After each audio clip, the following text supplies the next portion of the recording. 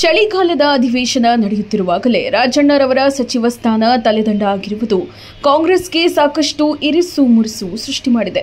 ವಿರೋಧ ಪಕ್ಷದ ನಾಯಕರು ರಾಜಣ್ಣ ರಾಜೀನಾಮೆ ನೀಡಿದ್ದಾರೆ ಎಂದ ಮೇಲೆ ಸಚಿವ ಸ್ಥಾನದ ಸೀಟಿನಲ್ಲಿ ಏಕೆ ಕುಳಿತಿದ್ದಾರೆ ಎಂದು ವಿರೋಧ ಪಕ್ಷದ ನಾಯಕ ಅಶೋಕ್ ಸದನದಲ್ಲಿ ಪ್ರಶ್ನೆ ಮಾಡುತ್ತಿದ್ದಾರೆ. ಸ್ಪೀಕರ್ ಯುಟಿ ಖಾದರ್ ಅವರು ಎಷ್ಟೇ ಸ್ಪಷ್ಟನೆ ನೀಡುತ್ತಿದ್ದರೂ ಸಹ ಸದನದಲ್ಲಿ ಗೊಂದಲ ಸೃಷ್ಟಿಯಾಗುತ್ತಿದ್ದು, ಸದನದಲ್ಲಿ ಮುಖ್ಯಮಂತ್ರಿ ಕಾಣುತ್ತಿಲ್ಲ. ಕೂಡಲೇ ಕೆಎನ್ ರಾಜಣ್ಣರವರ ರಾಜೀನಾಮೆ ಅಂಗೀಕಾರವಾಗಿದೆಯೋ ಇಲ್ಲವೋ ಎಂಬುದನ್ನು ಹೇಳಬೇಕು ಎಂದು ಜೋರು ಧ್ವನಿಯಲ್ಲಿ ವಿರೋಧ ಪಕ್ಷದ ನಾಯಕರು ಪ್ರಶ್ನೆ ಮಾಡುತ್ತಿದ್ದಾರೆ. ನಮಗೆ ಬುದ್ಧಿವಾದದ ಪಾಠನ ಬಹಳ ಅರ್ಥ ಇಲ್ಲಿ ಕೂತಾಗ ಡಿಫ್ರೆಂಟ್ ಆಗಿ ಹೇಳ್ತಾರೆ. ಮಾಧ್ಯಮದಲ್ಲಿ ಬಂದಿದೆ ಅಂತೇಳಿ ಚರ್ಚೆ ಮಾಡ್ತೀರಾ ಅಂತ. ಇಲ್ಲಿ ನಾವು ಕೂತಿದ್ದೀರಿ, ಅಧಿಕಾರಿ ಕೂತಿದ್ದಾರೆ, ಮಾಧ್ಯಮದವರು ಕೂತಿದ್ದಾರೆ. ಓಡಿಸ್ಬಿಡಿ ಅವ್ರು ಮಾಧ್ಯಮದವ್ರನ್ನ.